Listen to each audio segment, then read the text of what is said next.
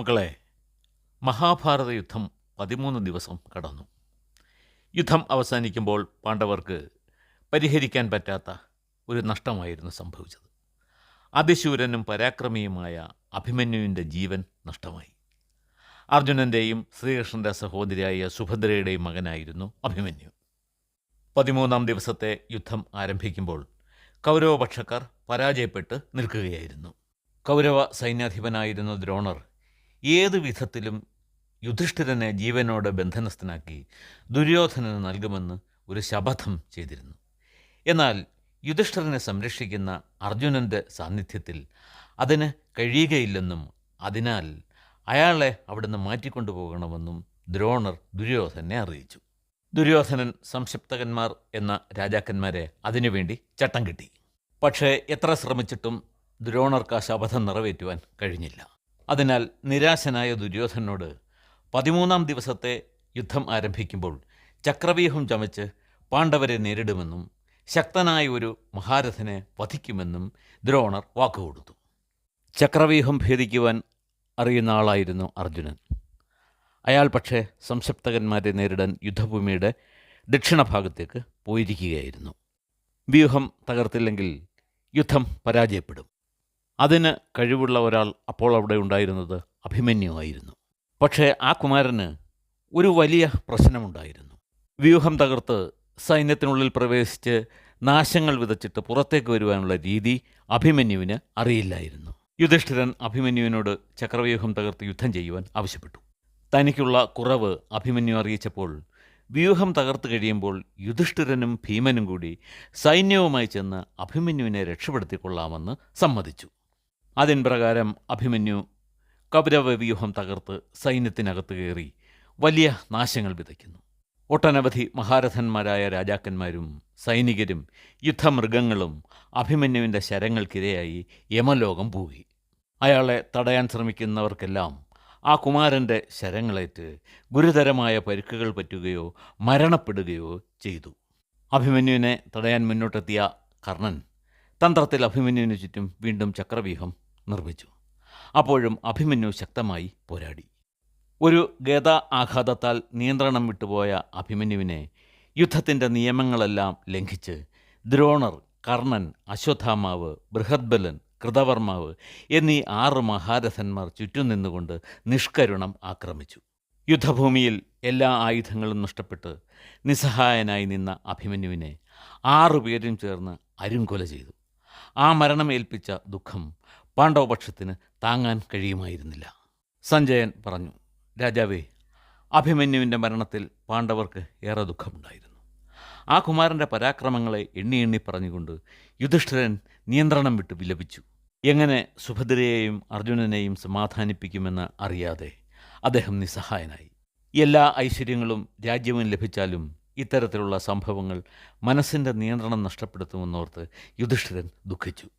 ദുഃഖം താങ്ങാനാവാതെ വിഷണ്ണനായിരിക്കുന്ന ധർമ്മജൻ്റെ മുന്നിലേക്ക് വ്യാസമഹർഷി എത്തിച്ചേർന്നു. അദ്ദേഹത്തെ കഴിയുമെണ്ണം സ്വീകരിച്ചിരുത്തി അഭിമന്യുവിൻ്റെ മരണവാർത്ത അറിയിച്ചിട്ട് യുധിഷ്ഠിരൻ പറഞ്ഞു, ഭഗവാൻ, ഞാനാണ് സുഭദ്രാപുത്രനെ മരണത്തിലേക്ക് തള്ളിവിട്ടത്. എൻ്റെ വാക്കുകൾ കേട്ടാണ് ആ ബാലൻ ചക്രവ്യൂഹം തകർക്കാൻ പോയത്. ഞങ്ങൾ പിന്തുടർന്ന് ചെന്ന് അവനെ രക്ഷിച്ചു കൊള്ളാമെന്ന് വാക്കുകൊടുത്തത് ഞങ്ങൾക്ക് പാലിക്കുവാൻ കഴിഞ്ഞില്ല. ജയദ്രഥൻ ഞങ്ങളെ വഴി തടഞ്ഞു. ഭഗവാൻ, തുല്യ ബലവാന്മാർ തമ്മിൽ വേണം പൊരുതേണ്ടത്. ആ നിയമം അവർ പാലിച്ചില്ല. ഇതെല്ലാം ഓർക്കുമ്പോൾ മനസ്സിൻ്റെ ശാന്തി നഷ്ടപ്പെട്ടു പോകുന്നു. വ്യാസഭഗവാൻ പറഞ്ഞു, യുധിഷ്ഠിര, നീ വിവേകശാലിയും ബുദ്ധിമാനും തത്വജ്ഞാനിയുമാണ്. നിന്നെപ്പോലെയുള്ളവർ ഇത്തരം ആപത്തുകളിൽ നിരാശപ്പെടുകയല്ല വേണ്ടത്. എത്രമേൽ ധൈര്യം പ്രകടിപ്പിച്ചാണ് അർജുനൻ്റെ മകൻ വീരസ്വർഗം പ്രാപിച്ചത്. വിധി ആരാലും ലംഘിക്കപ്പെടാൻ പറ്റാത്തതാണ്. ഇവിടെ മൃത്യുവില്ലാത്തവർ ആരാണ്? ദേവന്മാരെയും അസുരന്മാരെയും ഗന്ധർവന്മാരെയും ഒക്കെ നാശം ബാധിക്കുന്നുണ്ട്. പിന്നെ മനുഷ്യൻ്റെ കാര്യം പ്രത്യേകം പറയണോ? പക്ഷേ ഈ വാക്കുകൾക്കൊന്നും യുധിഷ്ഠിരൻ്റെ മനസ്സിനേറ്റ പൊള്ളൽ തണുപ്പിക്കുവാൻ കഴിഞ്ഞില്ല. മരണത്തെ സംബന്ധിച്ച സംശയങ്ങൾ വർദ്ധിക്കുകയായിരുന്നു. അദ്ദേഹം വ്യാസനോട് ചോദിച്ചു, കുരുവംശത്തിൻ്റെ സൃഷ്ടാവായ മുത്തച്ഛ, ആർക്കാണ് മരണമുണ്ടാകുന്നത്? എന്തുകൊണ്ട് മരണം ഉണ്ടാകുന്നു? മരണം ജനങ്ങളെ ആകെ ഗ്രസിക്കുന്നത് എങ്ങനെ? മരണപ്പെട്ട ആത്മാക്കളെ എവിടേക്കാണ് കൊണ്ടുപോകുന്നത്? ഇത് കേട്ടപ്പോൾ വ്യാസൻ പറഞ്ഞു, മകനെ, നിന്റെ ഈ സംശയങ്ങൾക്ക് ഉത്തരം തരുന്ന വിധത്തിൽ പൂർവികർ പറഞ്ഞ ഒരു കഥയുണ്ട്. അത് കേട്ടുകഴിയുമ്പോൾ മരണം, ദുഃഖം തുടങ്ങിയ സംസാര ക്ലേശങ്ങളിൽ നിന്നും നിനക്ക് മോചനം ലഭിക്കും. അത്രമേൽ പവിത്രമാണ് ആ കഥ. വ്യാസൻ ആ കഥ പറഞ്ഞു. പണ്ട് സത്യയുഗത്തിൽ അകമ്പനൻ എന്ന ഒരു രാജാവ് ഉണ്ടായിരുന്നു. ഒരിക്കൽ അദ്ദേഹത്തെ ശത്രുക്കൾ ആക്രമിച്ചു. അകമ്പനൻ്റെ മകൻ ഹരി ഭഗവാൻ മഹാവിഷ്ണുവിനെ പോലെ കരുത്തനും ഇന്ദ്രനെ പോലെ യുദ്ധസാമർഥ്യം ഉള്ള ആളും ആയിരുന്നു.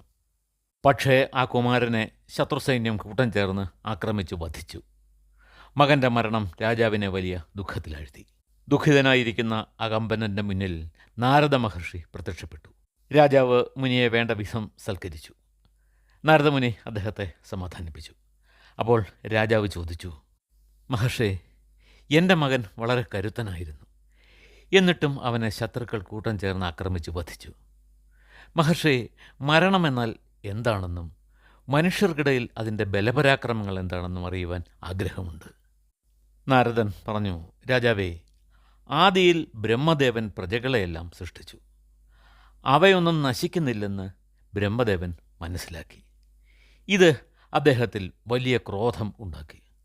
ആ ക്രോധം ഒരു അഗ്നിജ്വാലയായി എല്ലാ ദിക്കുകളിലേക്കും വ്യാപിച്ചു. ആ അഗ്നി സകല ചരാചരങ്ങളെയും ഭസ്മമാക്കുവാൻ തുടങ്ങി. ഇത് കണ്ട് രുദ്രദേവൻ ബ്രഹ്മാവിനെ സമീപിച്ചിട്ട് പറഞ്ഞു, അങ്ങയുടെ കോപം സകല ചരാചരങ്ങളെയും ഭസ്മമാക്കുകയാണ്. ഇത് കേട്ട് ബ്രഹ്മദേവൻ പറഞ്ഞു, മകനെ, നീ സ്വന്തം ഇച്ഛയനുസരിച്ച് പിറന്നവനാണ്. നീ എന്താണ് ആഗ്രഹിക്കുന്നതെന്ന് പറയൂ, അത് ഞാൻ സാധിച്ചു തരാം. രുദ്രൻ പറഞ്ഞു, പ്രഭു, എല്ലാ പ്രജാപതികളെയും സൃഷ്ടിച്ചത് അങ്ങാണ്. ഇന്ന് അങ്ങയുടെ ക്രോധാഗ്നിയിൽപ്പെട്ട് അവരെല്ലാം കഷ്ടപ്പെടുകയാണ്. അവരുടെ അവസ്ഥ കണ്ടിട്ട് എനിക്ക് ദുഃഖം തോന്നുന്നു. മകനെ, ഞാൻ സൃഷ്ടിച്ച പ്രജാപതിമാർ മൂലം ഭൂമിദേവി കഷ്ടതകൾ അനുഭവിക്കുന്നു. അവൾ അപേക്ഷിച്ചപ്പോൾ മുതൽ ഭൂഭാരം കുറയ്ക്കുവാൻ എന്താണ് മാർഗമെന്ന് ഞാൻ ആലോചിച്ചു. എൻ്റെ വിഷമം ക്രോധാഗ്നിയായി രൂപപ്പെട്ടു. ഇപ്പോഴും പ്രജാപതിമാരെ നിയന്ത്രിക്കാൻ ശരിയായ ഒരു ഉപായം കണ്ടെത്തുവാൻ എനിക്ക് കഴിഞ്ഞിട്ടില്ല. രുദ്രൻ പറഞ്ഞു, ബ്രഹ്മദേവ, ഈ ഭൂഭാരം തീരാത്തതിൽ അങ്ങ് ക്രുദ്ധനാകേണ്ട കാര്യമില്ല.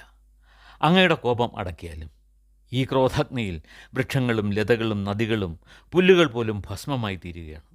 ക്രോധം അടക്കിയാലും ഈ ചരാചരങ്ങളായ എല്ലാത്തിൻ്റെയും പ്രാണൻ രക്ഷിക്കുന്ന വിധം ഒരു ഉപായം അങ്ങ് കണ്ടെത്തിയാലും. നാരദൻ അകമ്പനോട് പറഞ്ഞു, രാജാവേ, രുദ്രൻ്റെ അപേക്ഷ കേട്ട് ബ്രഹ്മദേവൻ ക്രോധമടക്കി. തന്നിൽ നിന്നും പുറപ്പെട്ട ക്രോധാഗ്നി തന്നിൽ തന്നെ ലയിപ്പിച്ചു. അപ്പോൾ ബ്രഹ്മാവിൻ്റെ സമസ്ത ഇന്ദ്രിയങ്ങളിൽ നിന്നുമായി ഒരു സ്ത്രീ ജനിച്ചു. അവൾക്ക് കറുപ്പും ചുമപ്പും മഞ്ഞയും നിറങ്ങളായിരുന്നു. അവളുടെ മുഖവും നാക്കും കണ്ണുകളും ചുമപ്പ് നിറത്തിലായിരുന്നു.